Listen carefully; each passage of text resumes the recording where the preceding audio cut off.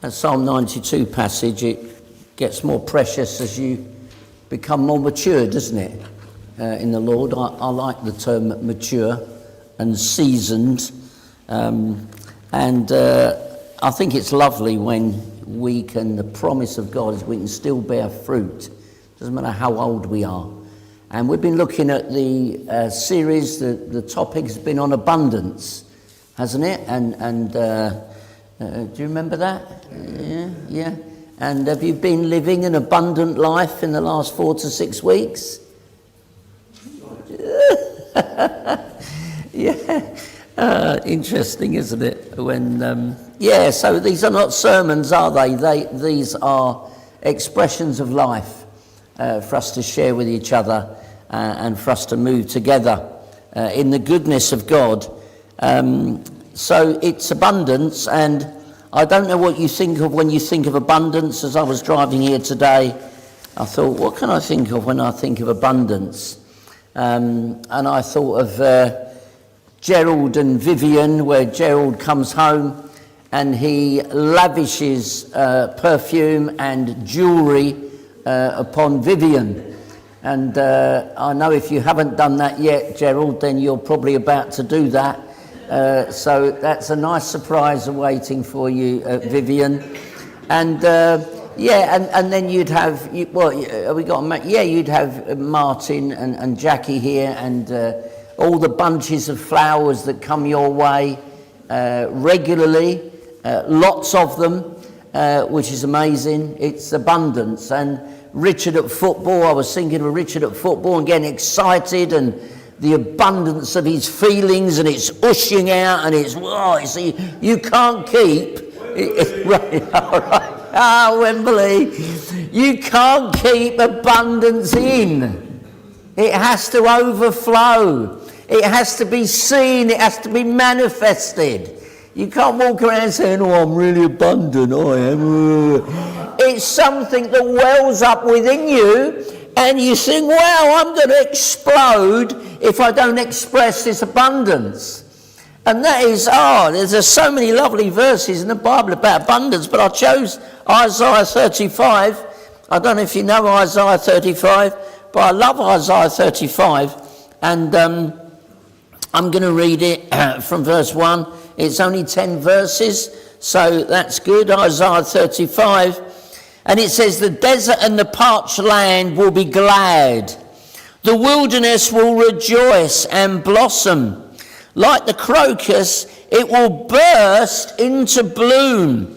It will rejoice greatly and shout for joy.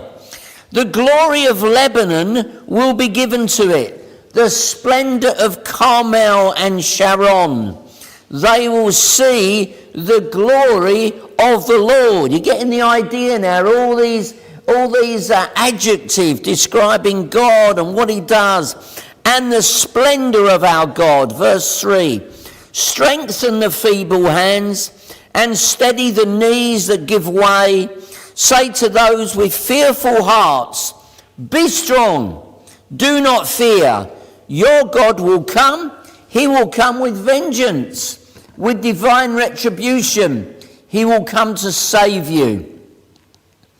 Then the eyes of the blind will be opened, and the ears of the deaf unstopped. Then the lame leap like a deer, and the mute tongue shout for joy. Water will gush forth. And that gives us a picture, doesn't it? Have you ever been in a situation where water's gushed forth from your hose pipe, or from you had an airlock in your tap, and all of a sudden it came down when it gushing forth? This is talking about the Lord here. Water will gush forth in the wilderness, streams in the desert. The burning sand will become a pool, the thirsty ground bubbling springs. In the haunts where jackals once lay, grass and reeds and papyrus will grow, and a highway will be there. It will be called the way of holiness. The unclean will not journey on it.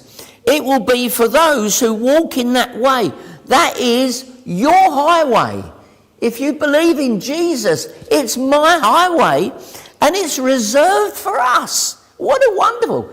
Did you know you had a personal road that you can walk down and know the goodness and the fullness of God? Wicked fools will not go about on it. No lion will be there, nor will any ferocious beast get up on it. They will not be found there. But only the redeemed will walk there. It's reserved for you and for me. And the ransomed of the Lord will return. They will enter Zion with singing. Everlasting joy will crown their heads. Gladness and joy will overtake them, and sorrow and sighing will flee away. Oh, I could just sit down there, couldn't I? That is so brilliant. Isn't it wonderful? And do you ever feel sometimes you're getting carried away with God, carried away? Years ago in one of my churches, we started the service out in the car park. And we sang this, therefore, it was I will enter his gates with thanksgiving in my heart, I will enter his courts with praise. So we said, right, let's go. And we sang it and we marched into the church singing it. And I tell you, when you go into the church, the atmosphere was totally different than it would have been if we'd have just walked in and said, morning, morning, morning, morning, all that. We came with singing, we came with abundance, we came in with praise. Perhaps if that's all right with the leaders, we can try that one Sunday. Wouldn't that be good? Yeah? Thumbs up from Tisserie, wonderful. Thank you, Tisserie. Yeah. The abundance of God. Anyway, so the first couple of verses, in seven occasions in this passage, it mentions the desert. And I'll tell you where they are. Verse 1, you've got desert, parched land, you've got wilderness. Verse 6, you've got wilderness, you've got desert. Verse 7, you've got burning sand, thirsty ground. Now, why would such an amazing passage like this, speaking about abundance and goodness and all the other things, start off with a desert? Oh, it's a bit like, ooh. But actually, what God is trying to do is trying to help us to see what a desert is like, so that our appreciation of what he can do in the desert is even greater. I don't know if you're aware of that principle. You know, when people have been in prison and they've been near to death and drugs and all this, their testimony, isn't it? Everyone turns up for their testimony because it's amazing, it's powerful and all that's going on. And what did Jesus say? Jesus said, in Luke 7:47, she has been forgiven much because she loved. She has loved much because she has been forgiven much. Do you get that? The worst situation we have been in as a person who was away from God, and that was a woman in Luke 7, because she had been forgiven much, she loved much. That was the principle. So the worse it is, the greater our response to God when he delivers us from that. That's how it works. And if we can get hold of the fact that we were all dirty, rotten sinners, weren't we? And in my mind, when I think of that, I always think of Jesus saved me from the gutter. And I can pronounce my T's sometimes, from the gutter. Do you know what I mean? He saved me from the gutter. And he pulled me out from that miry pit. And that in itself causes you to think, whoa, what can the world do to us? What can anyone do to us? What can the enemy do to us when we have got that powerful exchange and that salvation in Jesus Christ? Nothing can touch it, can it? No one even comes close in heaven or on earth, because Jesus, for me, is the champion of heaven.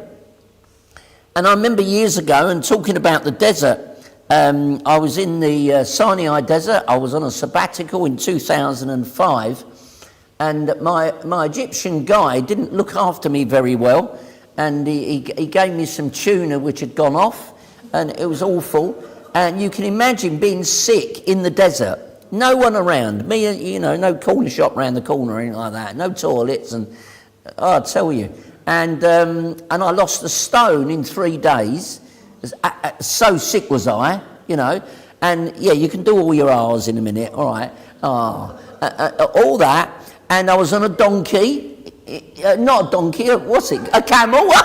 Donkey. You don't get donkeys. Anyway, I was on a camel. So you're upset stomach and you're doing all this. And it's 150 degrees in the old money. I don't know what it is, Anyway, it was hot. It was really hot. And I really did. I cried out to the Lord. I said, God, just do something. I was dying. Well, I felt I was anyway.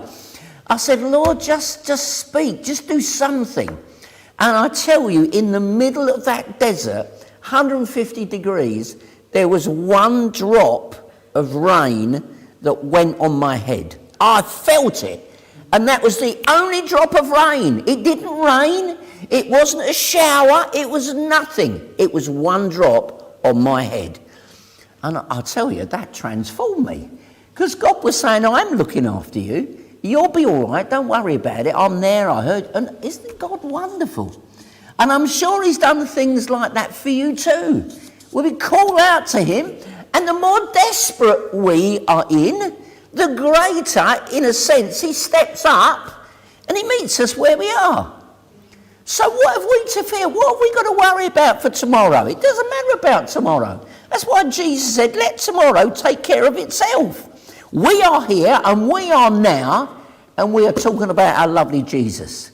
What could be better than that? Amen? What could be better than that? For goodness sake, it's Jesus, isn't it? Doesn't matter what tomorrow. It does not matter. That's why I really believe it's possible not to worry. It really is. Otherwise, Jesus wouldn't have said it. Don't worry. So God is good when he turns. And incidentally, the word for desert in the Hebrew midbar is the same root as dabar. It means to speak. And God speaks in the desert. So the desert is an amazing place to be. We're always, oh Lord, get me out of this desert, and I don't want this, and I don't want that, and get me out, and get me out, and get me out. Well, the Lord might just actually want to keep you in there. Because what did he do for Jesus? He was led into the desert. That's what he led into the desert. For a reason. To build up character and all those other things. See, God speaks through the blessings of abundance. And if you feel abundant, you see, another word for abundant is to be fat. And, I don't know whether you look at your waistline sometimes, but I do. And I think, okay, we could improve on that, can't we, And you sort of hold your stomach in and you walk like that, because you want to be a little bit more trim, But spiritually speaking, you and I, we are meant to be fat in the Lord. Because we are full of abundance. Because I have a God, and you do too. His kingdom doesn't know anything about high interest rates or shrinking economy or anything like that. It doesn't matter what's going on in the world. You never come to God and find that the cupboard is bare. Do you? I've never found that. Because there is abundance with him, and because there's abundance with him, there is abundance on and in our lives. And in verse 2, what did it say? It says, the desert and the parched land will be glad. The wilderness will rejoice and blossom. Like the crocus, it will burst into bloom. And another way of putting that in the original language says, it shall bloom abundantly. That's what it says. So our abundance theme is there in Isaiah 35 and verse 2. Water, verse 6, we mentioned that already. Water will gush forth. That's the God that you have got this morning. So however hard up you feel, however much we struggle financially, or we struggle with this, or we struggle with that, And people struggle with so many things, don't they? You know, we were talking to the youth on Friday about the days in which we live, the times in which we live. And I think they live in really, really difficult times. I don't know whether you agree. It seems to me that the times of my generation, difficult, every generation has its own difficulties, doesn't it? But the generation they are living in, I think, is especially hard. You know, and I'm looking at a few youngsters now, and, well, one, but, you know, and the ones outside, and we really need to pray for them because they are surrounded, aren't they, with voices and images and this, that and the other. And they really need protection by God. They really need a covering of the Holy Spirit. So praise God. And, you know, one of the meanings of to gush forth, and that is to flourish. That's another sort of a term, to gush forth, to flourish. I don't know if you've ever seen Queen Elizabeth I's signature. I mean, perhaps it's something you know, I'm a saddo really, but Ron, you've seen it? Yeah. And when she signs, well, used to sign her name, it was all like this. And have you seen when people come to the end, they do like lines? Have you seen that? They can't stop writing and they're doing all the lines like that. And they're called flourishes. And many people think that was because it was therefore harder to forge her signature. But other people think it was because she was in authority. She was royalty and she was making a point. And our God does flourishes. You see, her signature was over the top. Didn't need to do that, really, but she did. And they're called flourishes. And that's what your God and my God is like. He does that. He goes over the top. Aren't we glad about that? That God doesn't give us what we deserve. He gives us what we don't deserve. And that is abundance, that pouring it. What is it saying, Luke? Pours it into our lap, isn't it? Shaken, stirred, and running over. So the whole aspect of a desert is an amazing place to be. It's where God speaks. But there's more than that in this passage, because in verse 3 onwards, it's encouraging us. And in verse 2, you got these pictures, the glory of Lebanon. Lebanon's a forest. You've got the splendour of Carmel. Carmel is a mountain range. You've got the splendour of Sharon. Sharon is a plain.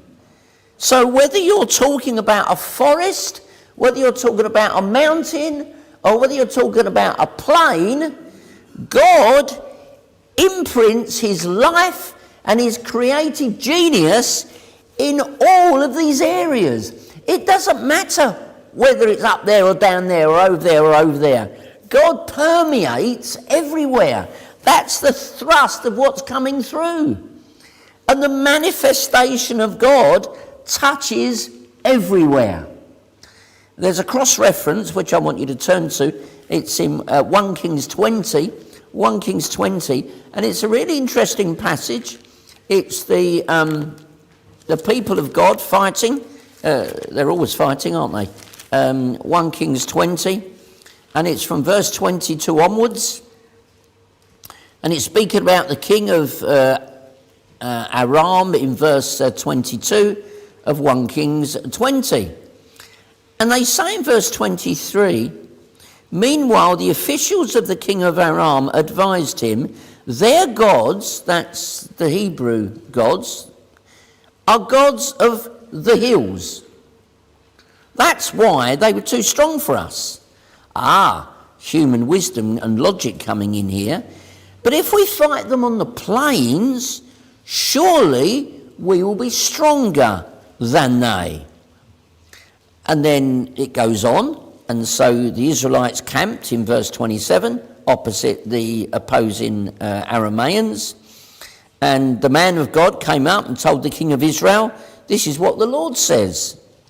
Because the Arameans think that the Lord is the God of the hills and not a God of the valleys. I will deliver this vast army into your hands, and you will know that I am the Lord.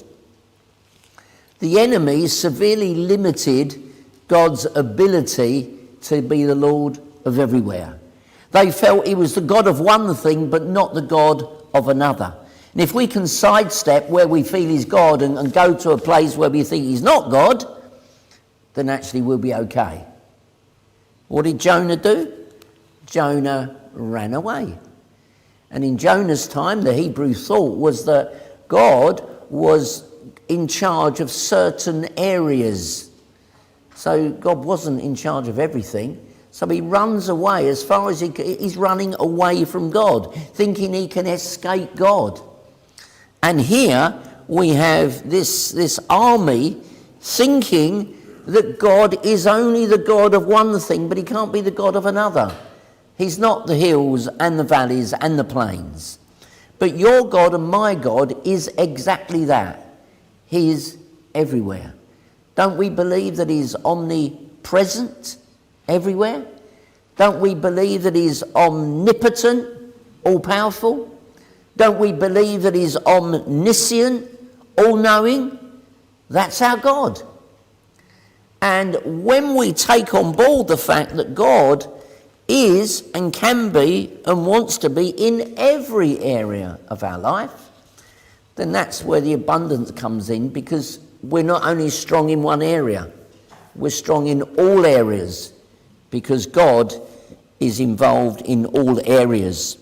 I've got a friend who I've known for many, many years, and he sent me a text recently. I don't normally use a phone on a Sunday, but I thought I would, during the service, but I thought I'd just read this to you, because what happened with this chap, he's just moved church because he wants to go into the ministry full time. So he's got an amazing job already, and he's willing to give all that up so that he can follow the leading of the Lord. As soon as he made that decision and he shifted church, this is what happened. I'm not sure where to start, but God has definitely been testing my patience, resilience and mettle this week. And I'm leaning hard into my prayer and Bible. To keep it brief, I would value your prayer for the following. His daughter was sexually assaulted on a trip. His mum was back in hospital after another episode of her racing heart and breathing difficulties. So he was due to see her in hospital. In the same hospital, in a different ward, his brother was in the hospital, currently he was on a ventilator, sedated. He had an ulcer mass in his body, they can't remove, etc. It goes on and on and on. All that happened within about 3 days. And he's obviously been shocked and knocked sideways and all that, but some of the things he said have been amazing. Some of the messages, he's coming out with verses, 1 Corinthians 10, and he's coming out with so many good things. Psalm 121 will be the Old Testament verse today. I think somebody read from Psalm 121, didn't they? So when we know the God of abundance, we can cope with what is going on in our lives in a negative way, because God again and again and again manifests his abundance to us, which means we can manifest our abundance like my friend is doing there. In verses 3 and 4, it says, strengthen the feeble hands, steady the knees that give way. Say to those with fearful hearts, be strong, do not fear. Your God will come. He will come with vengeance. I wonder how strong you are. I wonder if you do any exercises to make you strong. For those, anyone do any exercises? Anyone do any weightlifting? Or yeah, we got a few people. Okay. You see, when you build muscle, you probably all know this, but I'll say it anyway. When you're trying to build muscle, Well, Lorna, you know this, don't you? You're trying to build muscle in your right arm because it's there and you want to get it there, don't you? You see? When you build muscle and you try and get bigger muscles, if you like, stronger muscles, when you're doing weights, your muscle tears. You have minute tears in your muscle. And when you rest, the body repairs the muscle. And as it repairs the muscle, so it gets bigger and it gets stronger. But you have to go through that period of being torn in order to become stronger.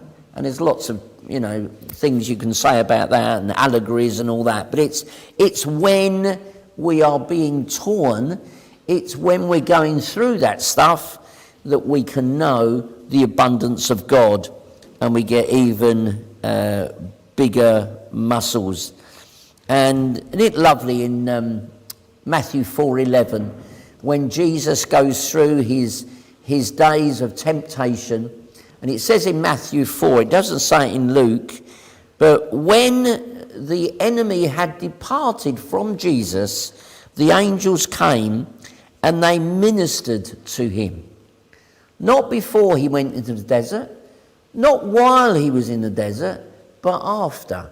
That is so lovely that they ministered to Jesus because of what he'd been going through.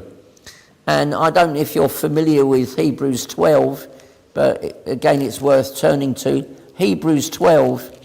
And, Hebrews, I'm appreciating Hebrews more and more. It is an amazing book, Hebrews. Lovely things, loads of parallels with Jesus, of course.